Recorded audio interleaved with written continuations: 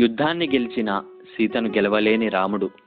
నాకు తెలిసి రామాయణం మొత్తంలో అర్థం కాని ప్రశ్న ఒక్కటే.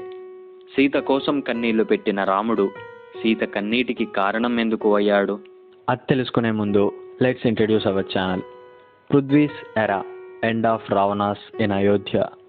తన భార్య లేకుండా ఉండలేని రాముడు తనలో తాను ఎన్నోసార్లు కుమిలిపోయాడు. మరి చివరికి యుద్ధం గెలిచాక సీతకు ఎందుకు మిగిల్చాడు ఆ శోకం? తన పతి వచ్చి ఆ రావణుడిని ఓడించి నన్ను తీసుకువెళ్ళాలి అనే నమ్మకంతో ఆ రాక్షసుడి రాజ్యంలో రాముడి రాణిలా ధైర్యంగా ఉంది కదా. మరి సీత జాడ కోసం ఇంతలా పరితపించిన రాముడు యుద్ధం గెలిచాక సీతను ఓడిపోయాడు ఎందుకు? ఆ అగ్ని పరీక్షకి అర్థం ఏమిటి? ఆ అగ్ని సీతను దహింపలేదు, కానీ ఇప్పటికీ ఆ కారణం అగ్నిలో కన్నీటిని దహిస్తూనే ఉంది. అనుమానమా? తన సీత పవిత్రత మీదనే? అలా అనుకుంటే ఇంత యుద్ధం, ఈ రావణుడి సంహారం, వాలి వధ, సుగ్రీవుడి స్నేహం, హనుమ హస్తం, వానర సైన్యం, వీటికి అర్థమేముంది? దీని అంతరార్థం ఏమిటి? మౌనంగా అగ్ని ప్రవేశం చేసిన సీతకి తెలుసా? లేదా అగ్ని ప్రవేశం చేయమని కోరిన రాముడికి తెలుసా? లేదా ఈ కథ రాసిన వాల్మీకి తెలుసా? లేదా ఈ కథ వినే నీకు తెలుసా? ప్రేమ కోసం జరిగిన ఈ యుద్ధంలో ధర్మానికి అధర్మానికి ఇది ప్రశ్న. తన భార్య కోసం ధర్మయుద్ధం, ధర్మం కోసం భార్యతోనే యుద్ధం. తను ధర్మంగా అలానే పవిత్రంగా ఉందో లేదో అని ఆ అగ్ని పరీక్ష కాబోలు.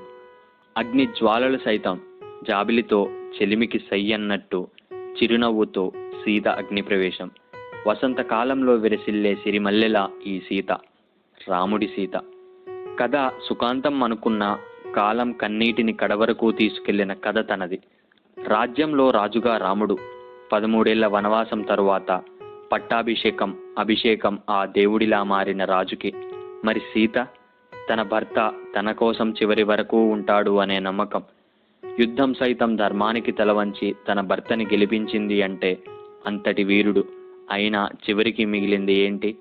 చితివరకి చేయి వీడని వాడు ఎవడో చెత్త వెధవ అవమానించాడు అని తన భార్యని మళ్ళీ అరణ్యంలో వదిలేశాడు. ఇదేమి ధర్మం? ఇదేమి రామాయణం? రాముడి వనవాసంలో దశరథుడి ఆజ్ఞతో తను కూడా రాముడికి తోడు వెళ్ళింది. మరి మన రాముడు కూడా ఎవరికీ చెప్పకుండా సీతతో అరణ్యానికి తోడుగా వెళ్ళి ఉంటే బాగుండేది. కానీ అలా జరగలేదు కదా. మరి రెండవసారి అరణ్యవాసంలో సీత ఒంటరి అడుగులకు అర్థం ఏమిటి? ఇది రాముడి ధర్మమా? తన భర్త తనకి ఇచ్చిన ప్రేమ కానుక. తన కోసం యుద్ధం గెలిచిన రాముడికి మిగిలింది ఏంటి? చివరికి అతి భీకర రాక్షసుడు లంకాధిపతి అయిన దశకంఠుని సంహరించి యుద్ధరంగంలో ధర్మాన్ని స్థాపించి అధర్మాన్ని అంతం చేసి అందరి మన్ననలు అందుకున్న ఆదిపురుషుడు గెలుచుకున్నది ఏంటి? సీత కన్నీటి కౌగిలింతన? అదే చివరికి మిగిలిన వేదనన?